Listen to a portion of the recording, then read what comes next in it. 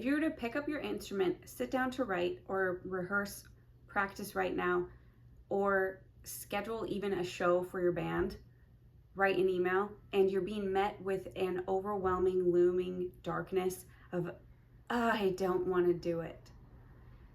If you're feeling this sense of overwhelm and that you're just flat out burnt out, then there's probably, I'm going to say there is, a subconscious wiring going on in your mind about what your relationship of music is to you in your life, about its purpose, about how it serves you, and how there's a misalignment there that needs to be addressed and adjusted.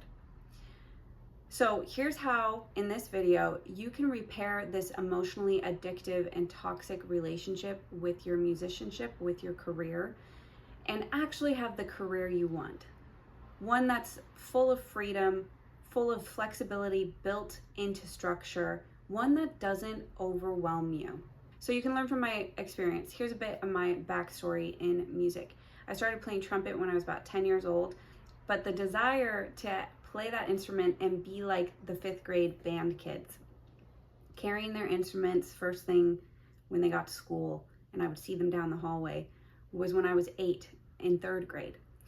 And I would see them every morning that there was band for them. I think it was about 3 or 4 days a week. They'd be walking in with their cases, and I'm like, oh, they're so cool. I want to be one of them. I'm going to be one of them one day. And I was, when I got to 5th grade and I got to start playing trumpet. I chose trumpet because I was taking after what I knew. And one of my parents played this instrument, so I followed in their footsteps and played this instrument as well.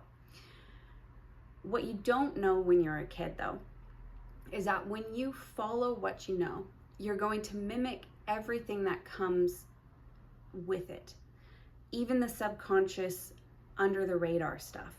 Any dynamics that are hidden and interwoven into that relationship mirrored themselves onto my relationship with music.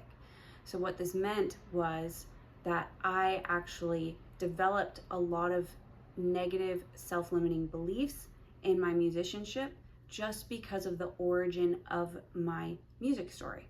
That's it. And maybe, because we are as humans, it's very easy for us to focus on the negative, and it's hard for us to reject it. That's also something where it's a matter of mindset strengthening and building really strong resilience and cognitive behaviors to reject these kinds of things that will, take over our trajectories. So I started off playing trumpet and had a lot of fun with that up till about high school, and I've actually played it professionally over the years.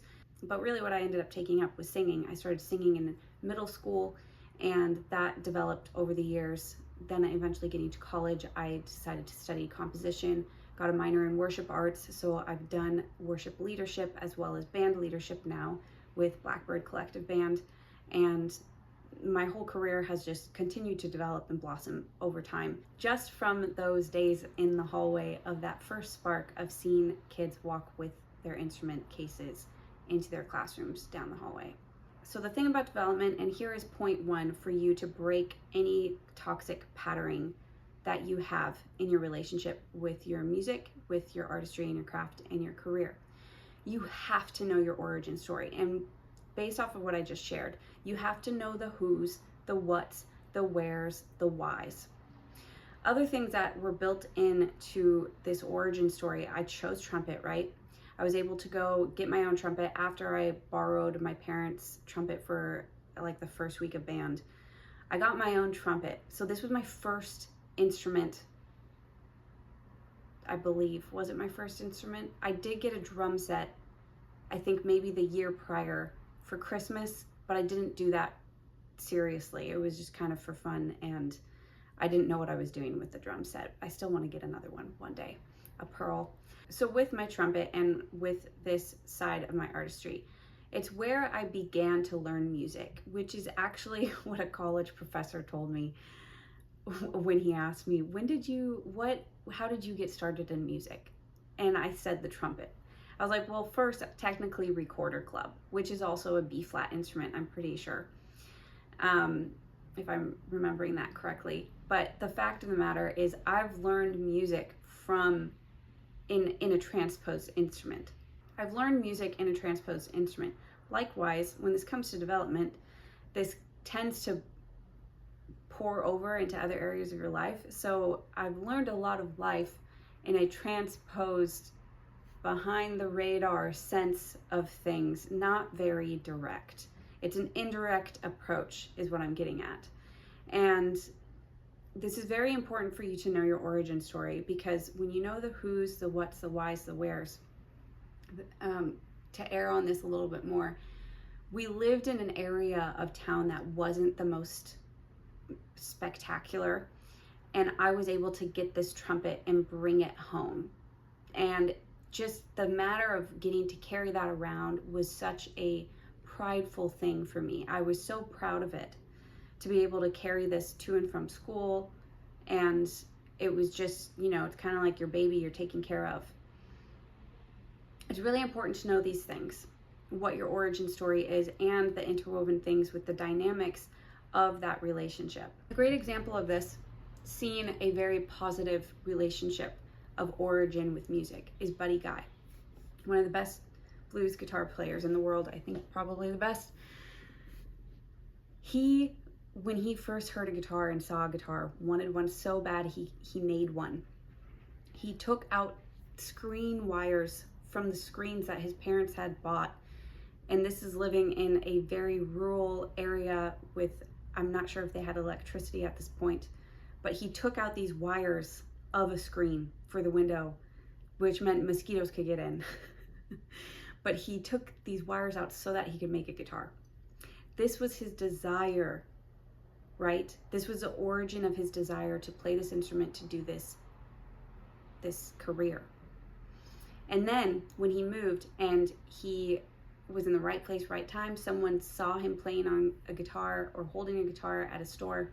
The guy just ups and offers it to him and says, hey, I'm going to buy you this guitar. And that being just given to him. It was just given to him freely. There was no strings attached. No pun intended there. So it's really important that you know this origin story. And so if we look at Buddy Guy now, right? He has his club in Chicago, and he's still performs into his 80s.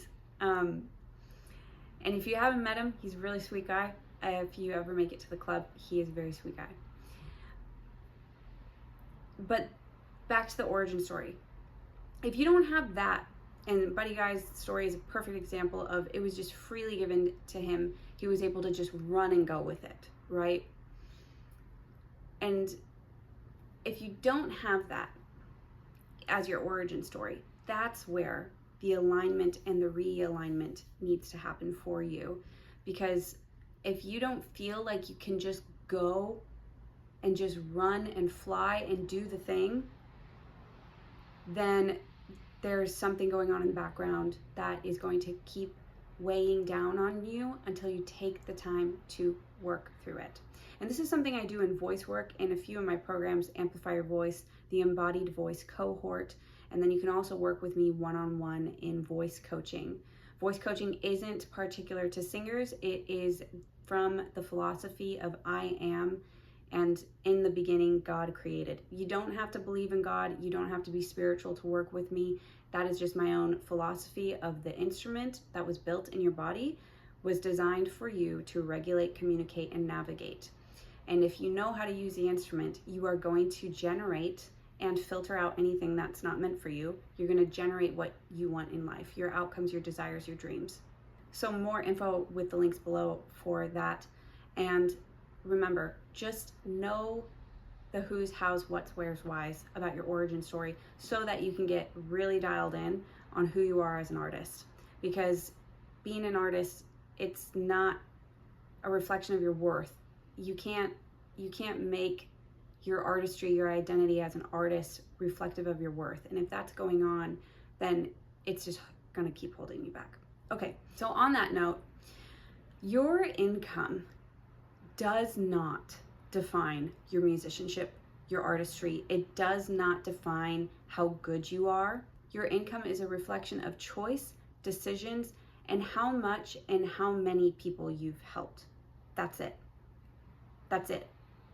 You can put whatever price you want on the services you offer, on your performances that you give, on what you sell your merch at, whatever it is that you decide to monetize in your career. It is a reflection of decisions. That's it. So to not get it conflated and contribute to the burnout and to break this toxic relationship that you have going on with your musicianship, with your artistry, is to not put the pressure on yourself that you have to make $1 with your music, that you have to earn income, because that is really just a transactive relationship, and that's not a thriving place to build a career. This is also something we work on in the Amplify Your Voice, Embodied Voice programs, and what I can work on with you in one-on-one coaching. So make sure to click the links below if you'd like to get involved there and make these shifts in your life.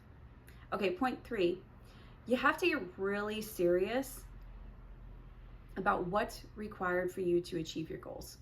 You have to get focused. And this is where voice work really does come into play, because your voice is both a filtration device, it's a tool, and it's also a generative device.